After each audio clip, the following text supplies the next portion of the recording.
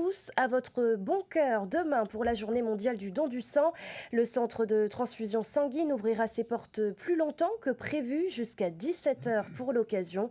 Si chaque année le CTS peut compter sur 7000 donneurs actifs, il faut augmenter ces chiffres et continuer de sensibiliser. Avant de recevoir sur ce plateau le docteur Julien Brou, directeur du centre de transfusion sanguine. Voyez ce reportage sur les images de Naya Bennett. Le centre de transfusion sanguine reçoit chaque jour 10 à 15 donneurs. Parmi eux, des donneurs réguliers comme Xavier, qui donne de son sang tous les 2 mois depuis 20 ans. Mon père était donneur de sang et voilà, je perpétue la tradition familiale. Ça fait pas mal, c'est complètement indolore, ça prend une demi-heure, 3/4 d'heure maximum, donc c'est rien. Ça devrait être un acte naturel pour beaucoup de gens, de personnes. Au total, environ 7000 dons de sang sont collectés chaque année, mais les besoins sont toujours aussi importants. La Polynésie ne peut en effet compter que sur ses propres stocks, puisque nous n'importons pas de sang. On est autonome, on est indépendant, on ne peut pas compter effectivement sur la France ou sur les pays alentours pour nous approvisionner rapidement en sang, ça ne serait pas possible. Donc on doit absolument être prêt à faire face effectivement. On essaie d'avoir des nouveaux donneurs et de sensibiliser une population plus large au don de sang. C'est ça qui va assurer la sécurité, c'est qu'on puisse compter sur une base large de donneurs de sang à qui on puisse faire appel régulièrement et de façon éventuellement ponctuelle s'il y avait effectivement une urgence. Depuis l'année dernière, le CTS peut aussi compter sur l'association des donneurs de sang, un réel soutien dans sa mission d'information.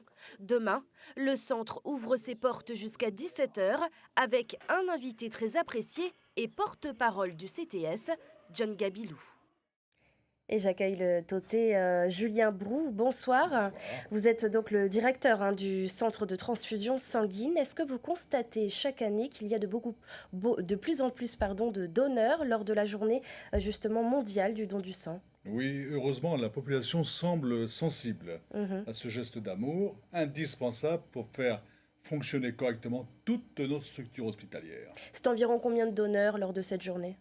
Là, nous espérons, allez, 150 donneurs, Mhm. c'est le maximum que nous puissions faire. Est-ce que la réactivation de l'association des donneurs de sang a permis justement d'amener plus de donneurs? Ça a été réactivé l'année dernière. Tout à fait, cette association va nous permettre peut-être de mieux communiquer, de collecter des dons, de mettre en place aussi des remises de diplômes, de médailles, Mhm. qui va peut-être sensibiliser et améliorer également notre approvisionnement. Vous envoyez également des SMS depuis peu? Un moyen Un moderne, nouveau moyen pratique, qui nous permet de toucher un maximum de qui donneurs porte ses fruits. en fonction des caractéristiques des sangs souhaités. Hmm. Alors on le disait dans le reportage, il y a environ donc 7000 donneurs par an en Polynésie, mais il est important d'en avoir toujours plus.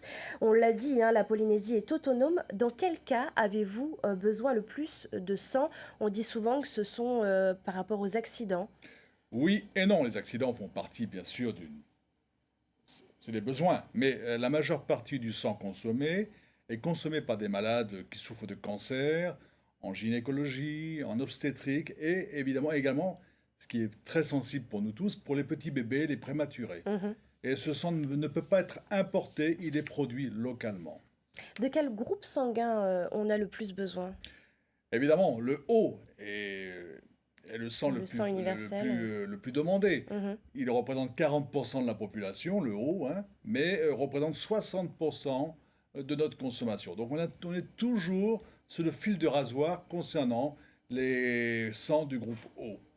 Alors, vous évoquiez également avec nous il y a quelque temps un projet de loi pour une meilleure prise en charge des patients, notamment dans les îles éloignées. Qu'est-ce que va changer concrètement ce projet de loi et il en est où à l'heure actuelle? Ah bah, je suis très satisfait. Nous avons bien avancé grâce au ministère de la Santé. Nous avons donc réussi à faire voter par l'Assemblée territoriale de Polynésie un projet de loi, une loi de pays qui permet de mettre en place dans les îles éloignées ce qu'on appelle la transfusion en isolement. Mhm, Un petit peu c'est-à-dire? comme cela se fait pour les armées américaines et françaises à l'extérieur des frontières de la France. Donc on peut transfuser dans des conditions exceptionnelles, compliquées, en isolement total et sauver des vies.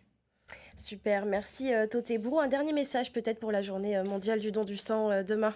L'objectif, c'est de sensibiliser de nouveaux donneurs, toute cette jeunesse qui a besoin de donner, cette jeunesse généreuse. Mhm. Nous les attendons demain matin à partir de 7 heures. Merci beaucoup, C'est moi qui vous Toté Brou, remercie. d'avoir été présent sur le plateau de TNTV ce soir. Et je rappelle donc que les portes du CTS seront ouvertes jusqu'à 17 heures à l'hôpital du Haut-Nez demain. Et pour faire un don du sang, c'est aussi tout au long de l'année, bien sûr.